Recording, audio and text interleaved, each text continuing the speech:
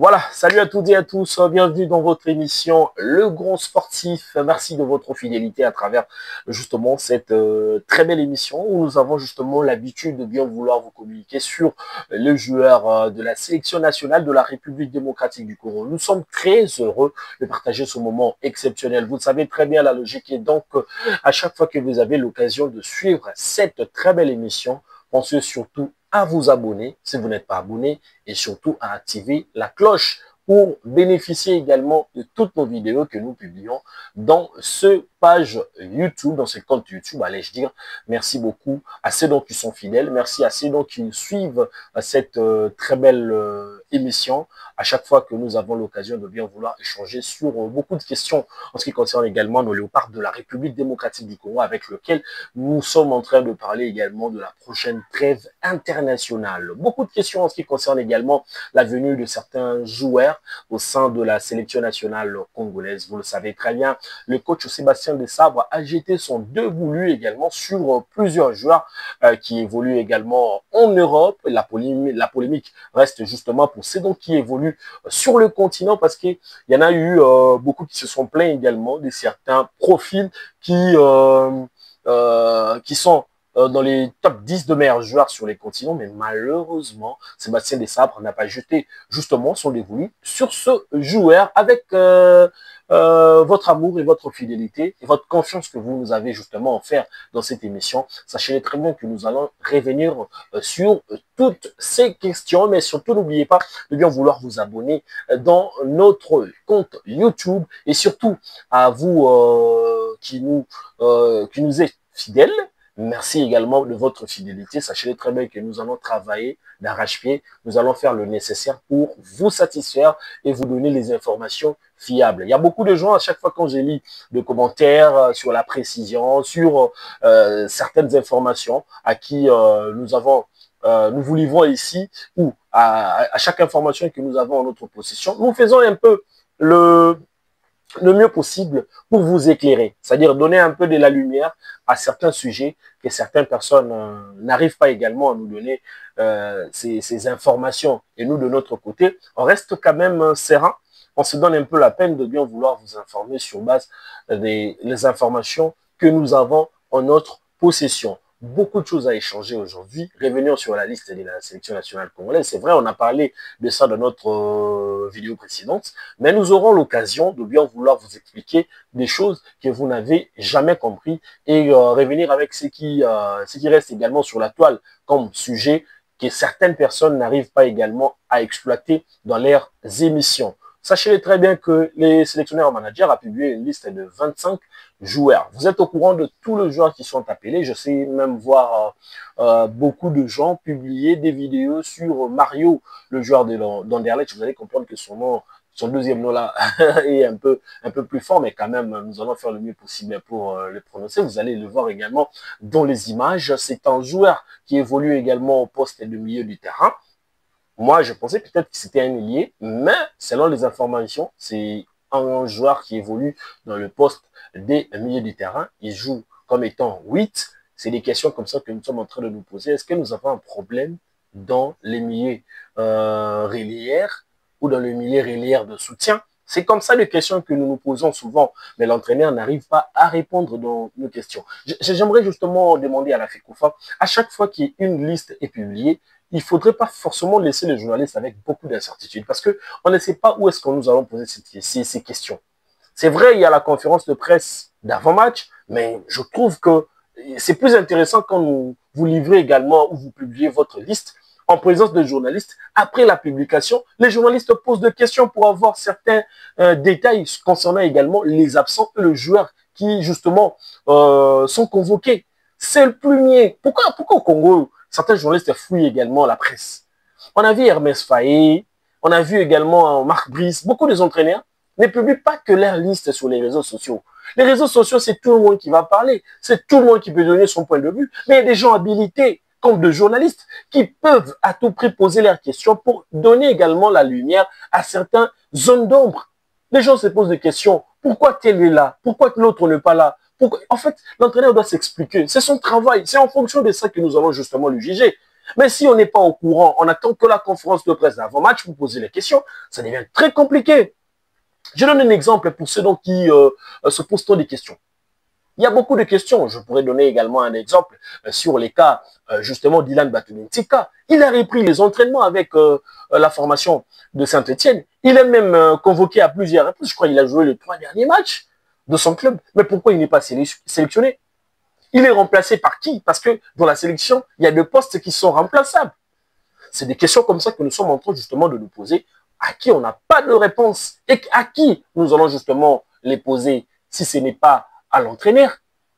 Si ce n'est pas à l'entraîneur, mais malheureusement, on ne sait pas à quel sein nous avouer. Il y a certaines personnes qui me disent, Jérémy, tu peux nous éclairer, c'est à tout moment que tu es avec l'entraîneur, justement. Ouais, c'est vrai, on n'est pas à tout moment, mais on se rencontre avec l'entraîneur, je dirais, par hasard. On ne sait pas poser la question à certains membres de la FECOFA. Au Congo, vous savez très bien, les gens ne s'expliquent pas souvent à chaque fois qu'ils commettent des bêtises. C'est comme ça qu'on a habitué aussi certains entraîneurs. Ils ne nous expliquent rien. D'autres disent que non, parce qu'il a le contact du chef de l'État, il est permis de tout faire. Alors, si c'est le cas, qu'il veut, s'il fait ce qu'il veut. Parce que nous, de notre côté, on ne sait pas voir notre importance. Non, disons que non, regarde telle chose qui s'est fait, pourquoi lui il est là, pourquoi lui il n'est pas là. Il y a aujourd'hui certains cadres aussi de la sélection à qui on se pose des questions. Nous jouons un match très important contre le Cameroun, mais il n'y a pas également Gaël Kakuta. Ça fait partie de notre sujet. Nous allons justement parler de Gaël Kakuta. Les amis, il est le 3e meilleur buteur congolais en Europe. C'est vrai, il joue la 2e division, mais cela ne exclut pas qu'il soit également présent avec la sélection nationale. C'est parmi les joueurs le plus performant de Congolais. Mais pourquoi le gars, il n'est pas là? On se pose des questions comme ça. On ne sait pas le répondre. C'est vrai, on peut parler le choix de l'entraîneur. C'est vrai, l'entraîneur peut faire forcément ce choix. Mais quel choix? Pas un choix scandaleux vu de la population. Je me pose des questions. Pourquoi Gaël Kakuta n'est pas là? Vous le savez très bien, nous jouons un match très important. Il y a aujourd'hui Vincent Aboubakar. Il est le capitaine de la formation des Lions Indomptables. Actuellement, posez-vous la question, il joue où? Il joue en Ouzbékistan ou bien au Kazakhstan, si je ne me trompe pas. Mais sachez très bien qu'il sera sélectionné. Dans cette crise, comprenez-vous, vous-même, que c'est dans ce moment ici que l'on mette de côté nos divergences, nous mettons tout de côté et nous voulons justement la qualification. Alors posez-vous des questions. Est-ce que l'entraîneur arrive à consulter également certaines personnes au niveau de la fédération pour prendre certaines décisions? C'est vrai, on ne peut pas s'y mixer de son travail. J'ai écouté la dernière fois monsieur Constant Omari, il a dit que à chaque fois Claude Leroy, à chaque fois Florent Ibenge, s'il veut publier sa liste, il vient quand même me prendre l'avis du président. Est-ce que nous, la présidente, est souvent informée de certains choix de l'entraîneur? Parce que d'autres disent que non, Sébastien Desabre est intouchable, personne ne peut l'inquiéter, même s'il fait un choix, il s'assume, il prend le Congolais comme les imbéciles. Non, c'est pas normal. C'est pas normal, les amis. C'est pas normal à l'entraîneur. Alors nous voulons justement que certains choix soient justifiés lors d'une conférence de presse de la publication de la liste. Ce n'est pas que non, tu as publié la liste, tu restes là calme, c'est tout, il n'y a personne qui te pose de questions, tu restes là comme si c'était un intouchable. Non, les journalistes ont besoin de poser des questions. J'ai une question, pourquoi Kakuta n'est pas sélectionné? Nous jouons un match crucial, pourquoi Bolassi n'est pas revenu en sélection? On veut de joueurs, des ailiers qui sont performants et percutants. Il y a même une préoccupation d'un téléspectateur, d'une personne qui nous suit à chaque fois. Il a dit, Jérémy, pourquoi on n'a pas sélectionné Glody Lilepo? C'est parmi les joueurs qui évoluent dans les continents le plus performants. Après, justement, Fisson Kalala Mayele, il y a Glody Lilepo, il est qualifié dans le phase de groupe. Il a plus de buts dans son club, le Kaiser Chiefs. Mais on préfère prendre un joueur qui a marqué qu'un seul but en Europe, qui n'est pas assez régulier, qui a été sélectionné depuis 2023 dans la sélection de la Belgique. 2024, il n'a pas été sélectionné, même pour des matchs amicaux, même pour des rencontres aussi importantes avec la Belgique, pour attendre jusqu'en 2000, peut-être jusqu'en 2025, pour être sélectionné avec la RDC. Certains me diront, non, Jérémy, il était en contact avec l'entraîneur depuis longtemps, il essaie de se... Mais non, on n'a pas de problème avec lui, on n'a pas de problème, ça c'est clair. Mais le souci avec nous, c'est de voir aussi certains cadres, certains joueurs. Vous le savez, je vous donne, je vous dis quelque chose très rapidement avant peut-être de terminer cette vidéo. Ils peuvent venir comme ça sans pour autant jouer. Ils nous bouffent également la place inutilement. C'est vrai, il est venu justement pour faire ses passeports, etc. Ouais, c'est vrai. Mais après, posez-vous des questions. Après avoir récupéré son passeport, il va jouer combien de matchs? Il nous sera utile dans quel match? Or, nous avons le présent. Si on gagne le Cameroun, nous aurons encore un morceau dur. Mais tout semble compliqué pour les RDC. Alors pourquoi l'entraîneur veut compliquer les choses aussi? C'est vrai, amener ces péchis-là, peut-être qu'ils seront en stage avec nous, à ramener des joueurs qui vont contribuer à la réussite de l'équipe. Glody Lepo n'a pas un problème des passeports, ni des visas, ni le changement de nationalité. Il est là, performant avec son club. C'est parmi les aînés percutants. Si on n'a pas Silas, on peut avoir Glody Lepo. Regardez ces matchs avec Kaiser Chiefs. Pourquoi on ne regarde pas? L'entraîneur fait des choses comme si les Congolais n'avaient que de joueurs potentiels qui jouent seulement en Europe.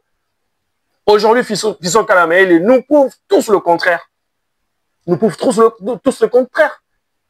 Mais après, il faudrait justement bien voir les choses. Bien voir les choses. Les gens me diront que non, tu étais aussi percutant, tu étais énervé. Non, je suis pas énervé. Des fois, ça tourne un peu dans la tête. Nous sommes à Kinshasa. L'entraîneur organise difficilement une conférence de presse. Peut-être que c'est pas lui, c'est la fédération. Alors, je pose des questions. Où sont les membres du comité de normalisation? Pourquoi l'entraîneur ne publie pas la liste verbalement qui est dans les réseaux sociaux?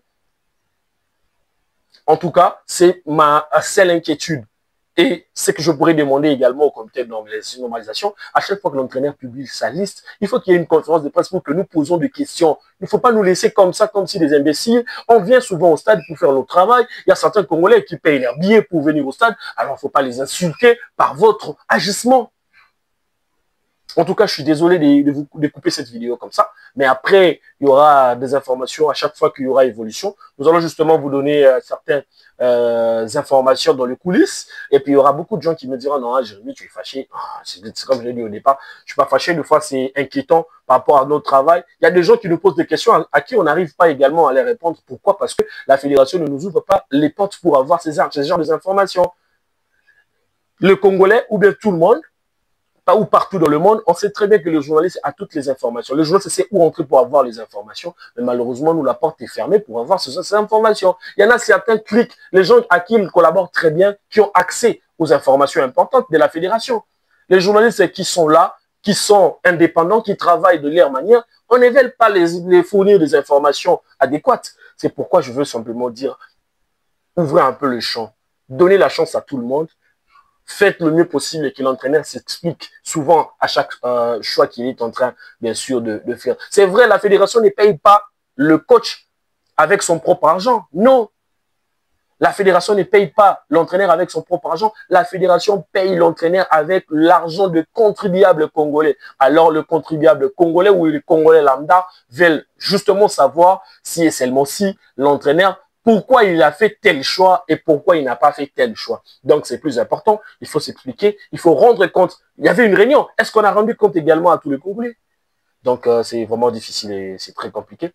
Merci à vous de nous suivre. Nous allons également revenir avec d'autres révélations. Sinon, n'oubliez surtout pas de bien vouloir vous abonner et puis de justement activer la cloche. À chaque fois que nous avons des vidéos, nous allons justement vous fournir des informations qui sont fiables, toujours sur votre émission, dans votre émission, pardon, Le Grand Sportif, là où les informations de nos grands sportifs est donc livrées et puis vous aurez l'occasion de bien vouloir vous exprimer dans les jours à venir à chaque fois que nous serons en direct et on vous donnera l'occasion de bien le faire. Merci beaucoup et à très bientôt.